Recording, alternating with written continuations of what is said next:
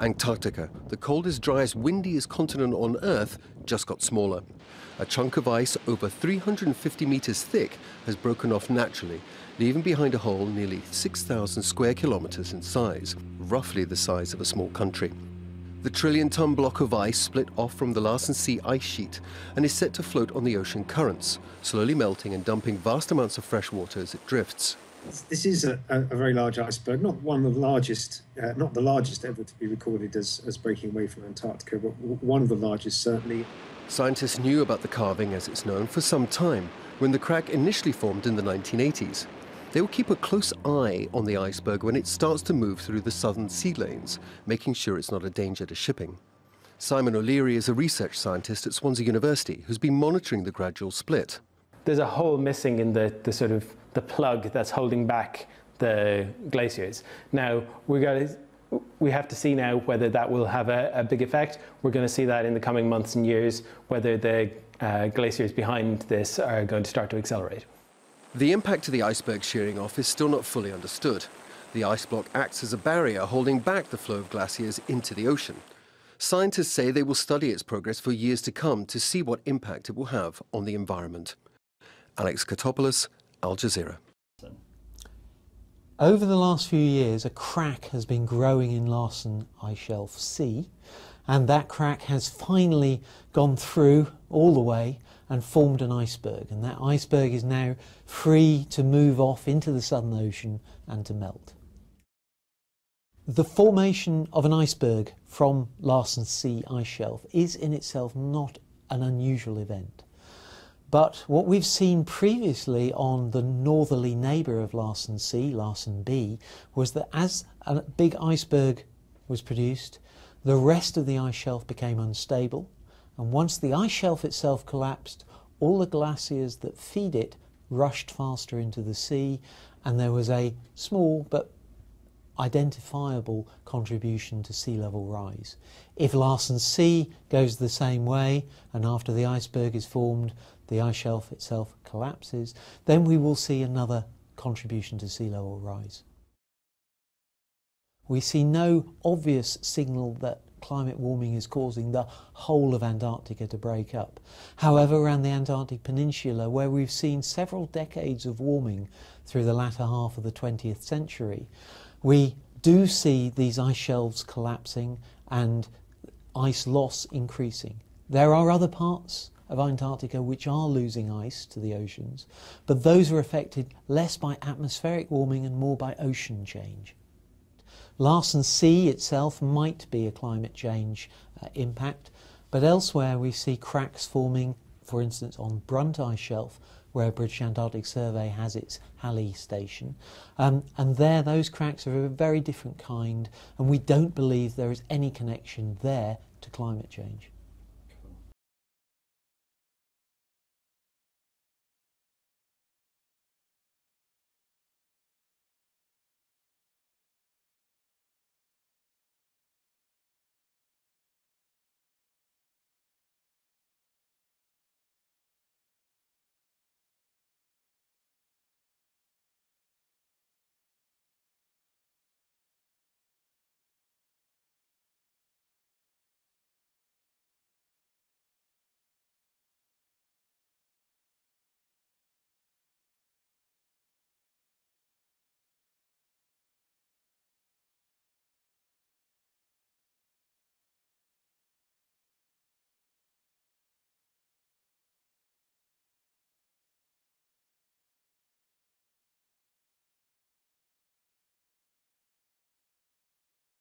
Meanwhile, the flood situation in the state of Assam has worsened as heavy rains continue to lash the state. Around 26 people have died and over 4.5 lakh people across 17 districts have been affected by floods in the state. The Assam Chief Minister Sarbananda Sonowal has spoken to Prime Minister Modi over the prevailing situation in the state. Sonowal has also said that ex gratia relief of 5 lakh rupees to the next of kin of those killed in the current spate of floods have also been dispersed. On the other hand, flash floods have also hit the state of UP, affecting over 12 villages spread across several districts. The flood-like situation has also alarmed officials at Lakhimpur Kheri's Tiger Reserve forest and animals have been shifted to safer areas.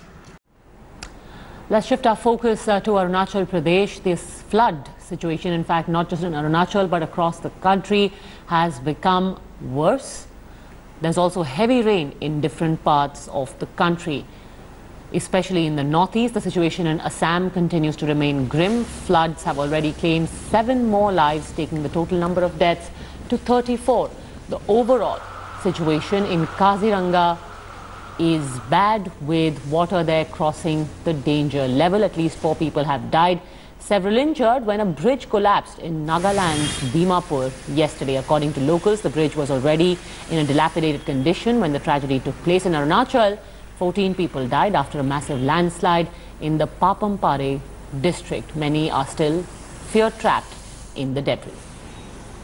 Now, weather gods have wreaked havoc across the northeast, affecting over 15 lakh lives across the states of Assam, Arunachal Pradesh, Mizoram and Manipur. Union Minister Kiren Rijiju, who's leading a high-level central team, is on a 3-day tour to assess the rescue and relief operations in flood-affected areas in the northeast. The team will include members from the National Disaster Management and Authority and the Niti Aayog and the National Disaster Response Force. Central forces along with the state agencies are involved in the rescue and relief operation in the 3 states as thousands of people remain displaced.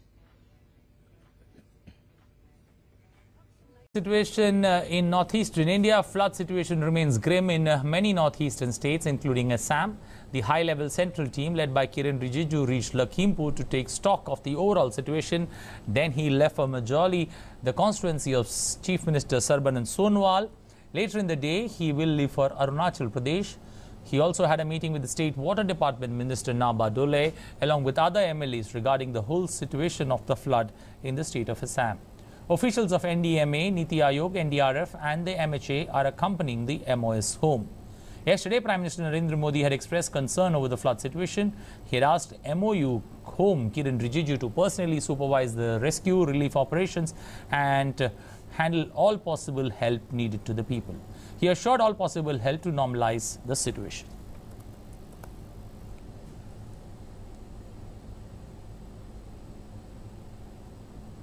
The flood situation in Assam is still severe. New areas of Majoli and Lakhimpur districts have been submerged. More than 13 lakh people of 24 districts of the state have been affected. 123 relief camps are sheltering 31,456 persons. In Kaziranga National Park, heavy rains have inundated vast areas with animals forced to seek refuge in the Karbi Hills. In Arunachal Pradesh, after 8 days of torrential rains in Laptap village of Papumpare district, 8 homes were swept away, which led to the death of 13 people. All the bodies have been recovered from the debris. About 15 lakh people of 23 districts of the state are affected. Chief Minister Pema Khandu, expressing profound sorrow over the incident, immediately ordered rescue operations and announced compensation. Uttarakhand too faces flood-like situation. Continuous rains in many districts of Uttarakhand have led to 6 deaths. State schools and colleges have been shut. The Met Department has warned of heavy rains in this state till Friday. Officials said that some buildings have been damaged due to a cloudburst in the outskirts of Dehradun, Chamoli and Almora. Heavy rains have also disrupted normal life in parts of West Bengal, Jammu and Kashmir, Madhya Pradesh, Uttar Pradesh, Bihar and Himachal Pradesh. Government in all states are on alert and relief and rescue work is on in full swing.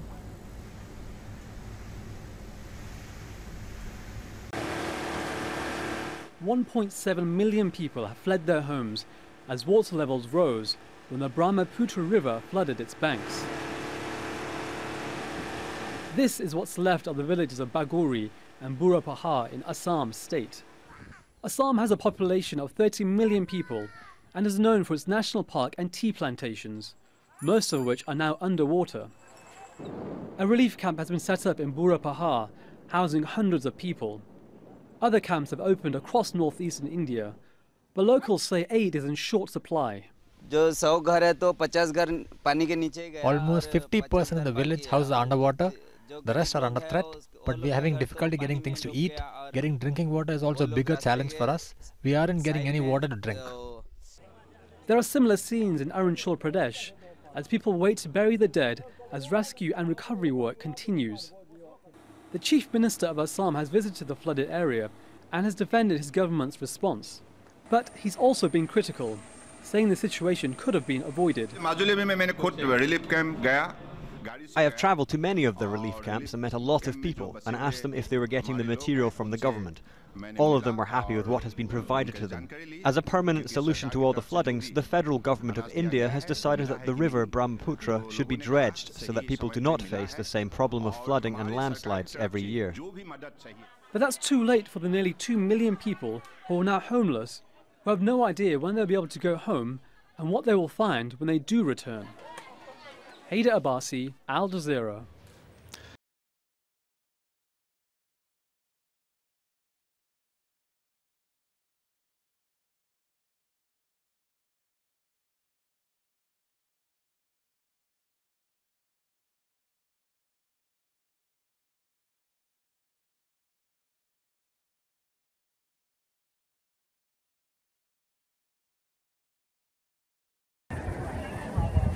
So intense. The sun is all red. Crazy.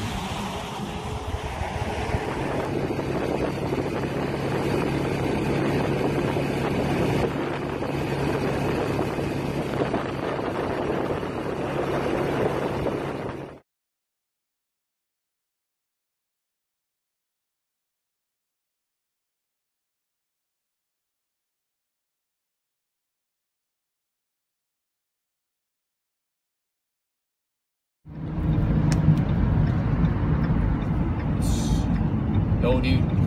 Holy. Slow down. Holy. I can't slow down. I can't. I'll die.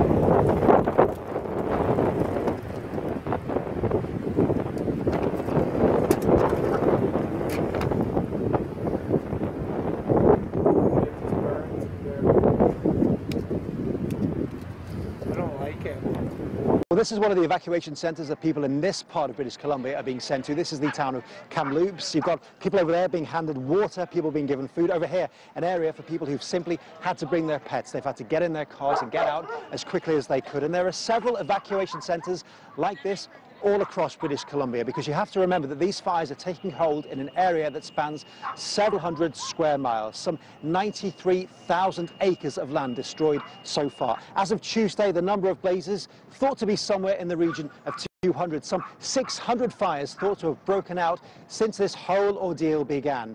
Add to that the winds, and the smallest of blazes can become out of control in a matter of minutes. And firefighters really are struggling to control these blazes. First of all, there's the accessibility issue. A lot of these blazes taking hold in areas that are very remote, very hard to reach. Secondly, the smoke overhead, stopping many planes from coming in, from filling their tanks with water to then drop over other fires. And thirdly, a simple issue of staffing. There are not enough firefighters to go around. There are so many fires breaking out in so many places, firefighters needing to rest after their shifts. Hundreds of other firefighters are being brought in from across Canada. As of now, some 14,000 people evacuated from their homes. Many of these people, not just in the towns that have been put on notice to leave, but people who live on farms, people who have had to pack up their belongings, leave their cattle, their livestock, their livelihoods, their pets, and get out as quickly as they can. In fact, the authorities describing this as a deteriorating situation, saying it will not take a matter of days, it will be weeks before these fires are brought under control. That number of 14,000 people evacuated set to rise. Things set to get much worse here before they get better.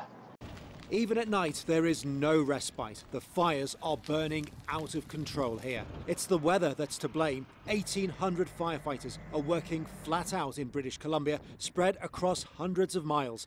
But they're up against hot temperatures and winds. The flames have the advantage here. Towns like Boston Flats have literally gone up in smoke.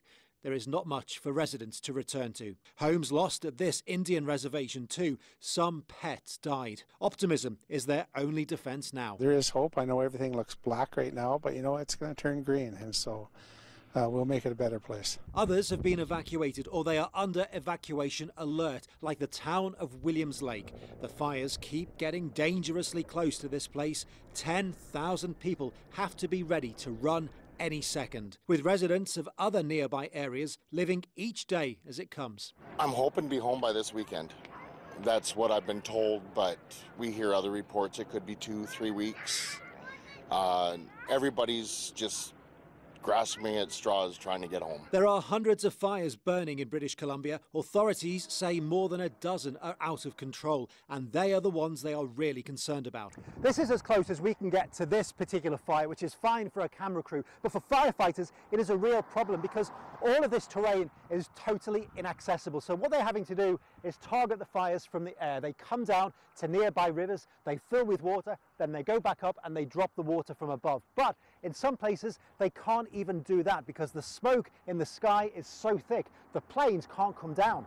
Meanwhile, the evacuation centres continue to fill up. More than 14,000 people out of their homes. People are stressed, they are worried, they are angry. The Red Cross being criticised by some who have no place else to go. And they may be here for a while yet. Strong winds and lightning are expected in the coming days. More evacuations very likely. This state of emergency not set to end anytime soon. Phil Lavelle, CGTN, Little Fort in British Columbia.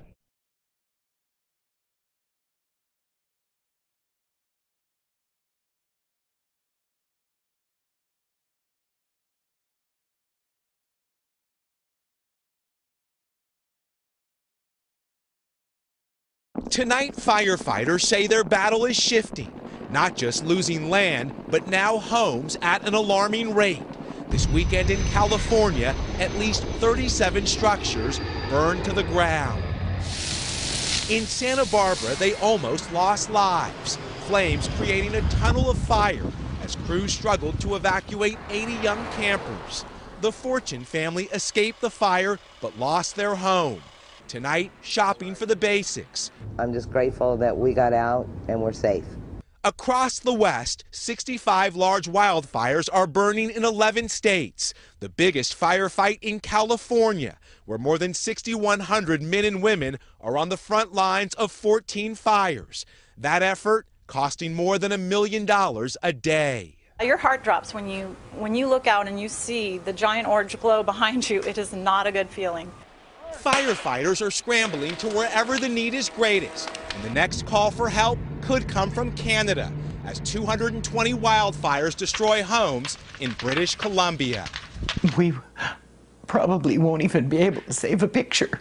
Out west, the firefight is now a war, with lives and property on the line. Tonight, crews are doing all they can to save what matters most.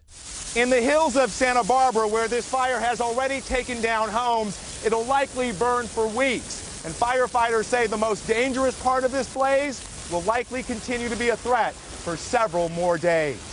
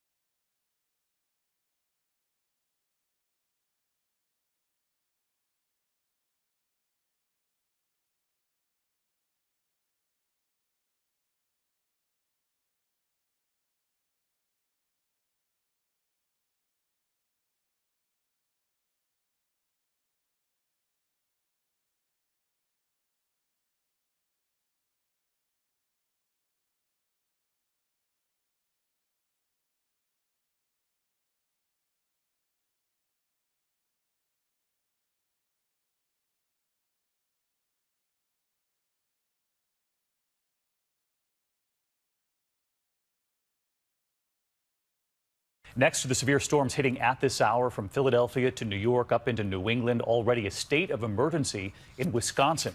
Flash flooding and rivers at record levels there. The National Guard called in. Roads underwater across several states after half a foot of rain.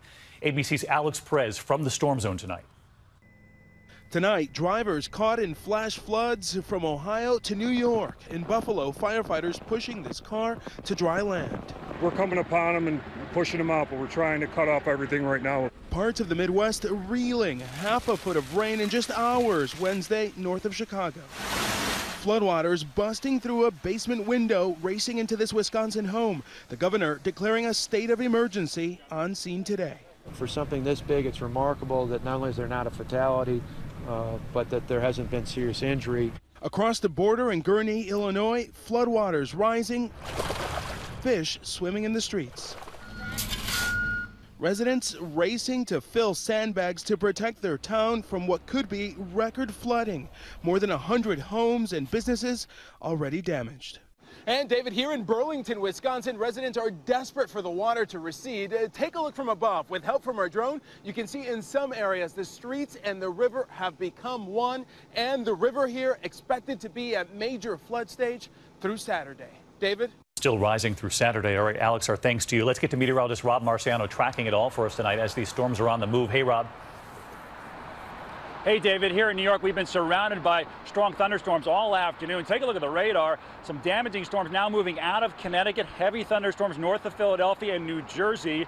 And in some cases, record heat fueling these storms and high humidity really just piling onto that flood threat, especially in Ohio and western New York. We got this front that's finally going to be on the move tomorrow. That means another round expected. The severe zone being Richmond, D.C. and the Delmarva Peninsula. Thereafter looks to be quieter and much cooler weather for the Northeast this weekend. David? All right, Rob, tough weather, but always great to have.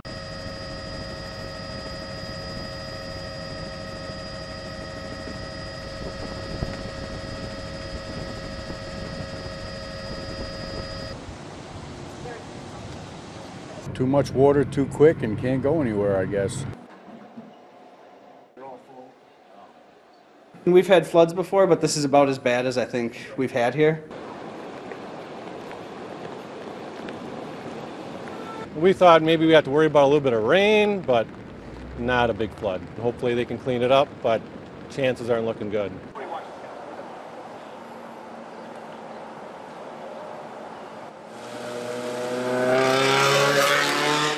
Been here quite a few years. I've seen it before.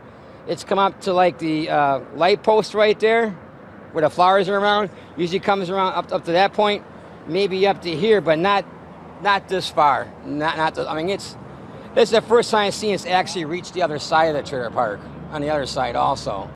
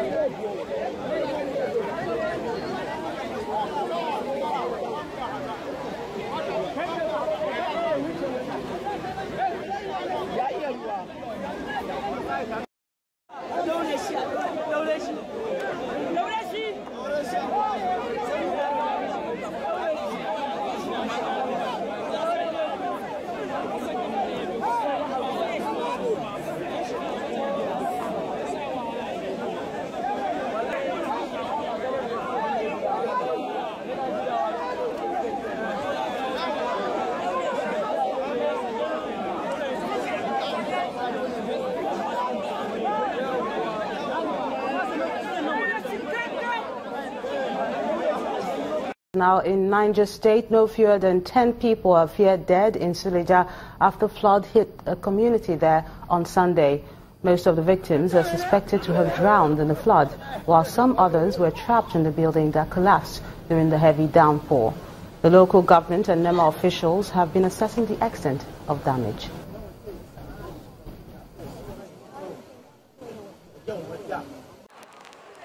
This started happening around 2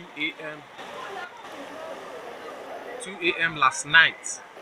That's Saturday morning, Sunday morning 2 a.m. From when people started hearing noises, they woke up to see this massive flood moving around their vicinity, carrying houses, ravaging buildings. It was learned that some dam were opened somewhere. However, it was raining when this thing was going on. We couldn't understand whether it is flood or whether it is the rain. But the impact was so much. Houses were devastated. A lot of buildings were carried. A lot of vehicles were taken by the flood. If you watch this house I'm facing now very closely, you will see the extent to which the flood got by seeing the mark on that building. If you watch the other side, is an upstairs being submerged in the water. If you watch the other side of the building, you will see marks showing on the building where the fence of the building has been carried, and the marks on the building showing the extent of the water on the building. But now it has subsided. You can see sand left by the moving flood. A lot of people have been carried by this water. Some are being trapped in the building. We don't understand what is really happening, whether it is flood that was opened somewhere, whether it is the dam that was opened somewhere. This building where I'm taking this picture, you can see how the fence, the leftover fence of the remaining building is. You can see how the flood devastated the fence, carried the fence, and carried everything, even the pillars. As you can see now, the pillar, the leftover pillar, a lot of things were carried in this place. I don't understand what is really happening. We are asking that the government should quickly look into this and find a solution, a lasting solution, even to this problem. A lot of devastation has occurred in this place. A lot of devastation. People's houses have been carried, lives have been lost, properties worth of billions of naira have been taken away by this rain, by this massive flood. Government should quickly do something about it before this thing goes out of hand. This thing has happened before during the Salah celebration, and today it is happening, being the 9th day of July. Government should do something. Government should do something. Government of Nigeria should be responsible enough to do something about these devastating effects.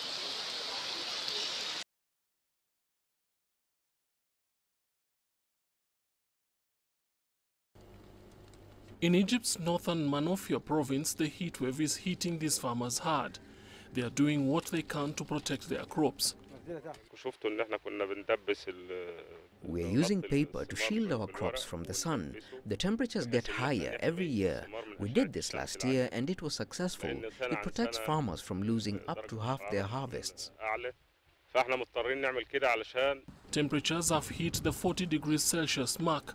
Fruit and vegetable farmers are the most vulnerable. Climate change is one of the biggest factors affecting harvests in Egypt. Too much heat and food production is at risk. High temperatures affect the crop.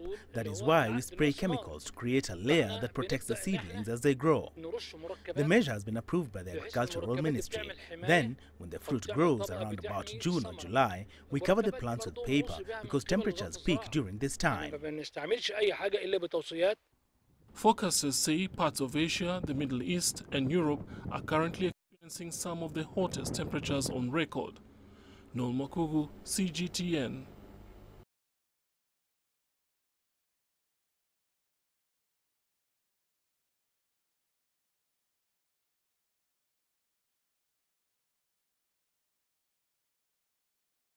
Heavy downpours have hit Jiangda County in China's Tibet Autonomous Region.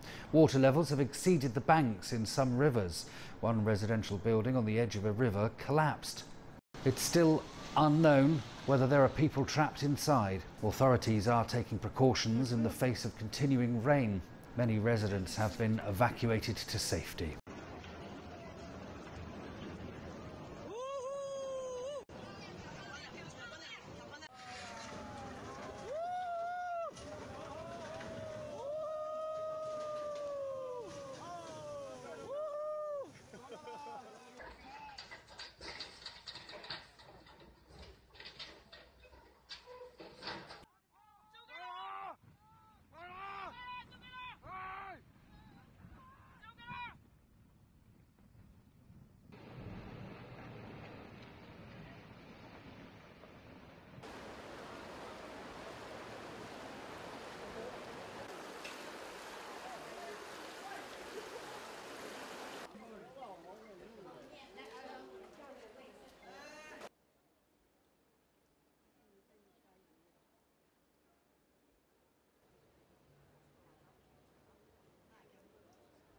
According to the National Meteorological Center of China Meteorological Administration, the Xinjiang Uyghur Autonomous Region, the Northern Inner Mongolia Autonomous Region, Shanxi and Hebei provinces will reach around 40 degrees Celsius in the coming days. The high temperatures have brought drought to Shanxi province, affecting corn crops. Hot weather also makes home appliances like air conditioners a necessity, so AC sales volumes in the Inner Mongolia have quadrupled. But in northwest China's Xinjiang Uyghur Autonomous Region, the Xinjiang Production and Construction Corps have continued to conduct field maneuver training despite the record high temperatures.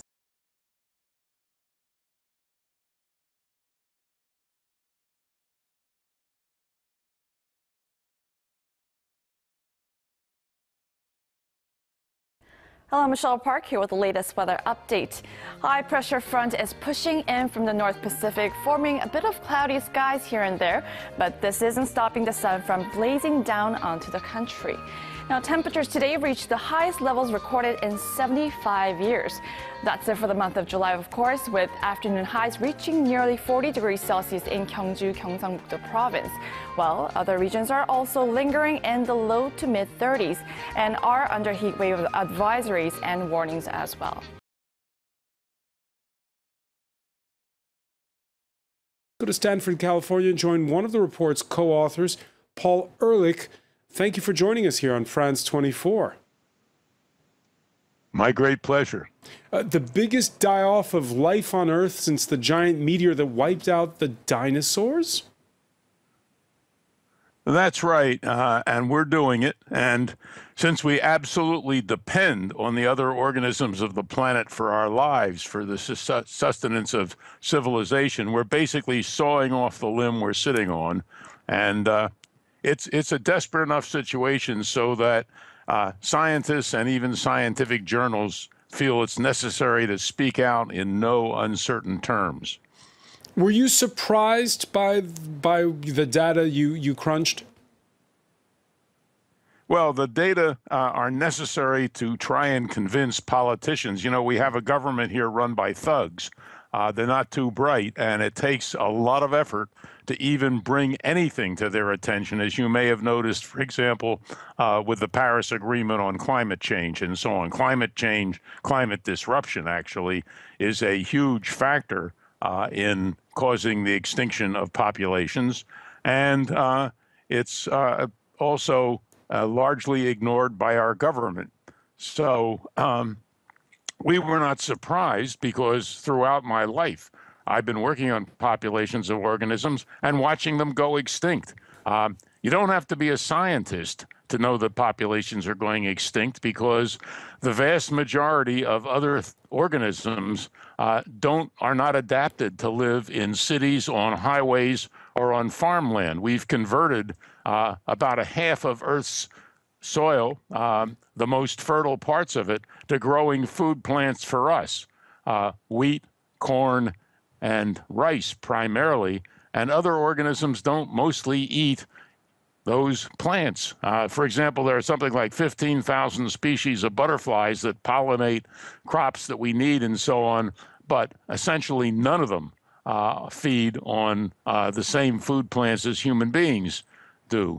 We need the other organisms of the planet. Yeah, go on. No, I was going to ask, the fight for biodiversity starts at home, Paul Ehrlich. Here in France, we've been talking about how to stop bees from dying out.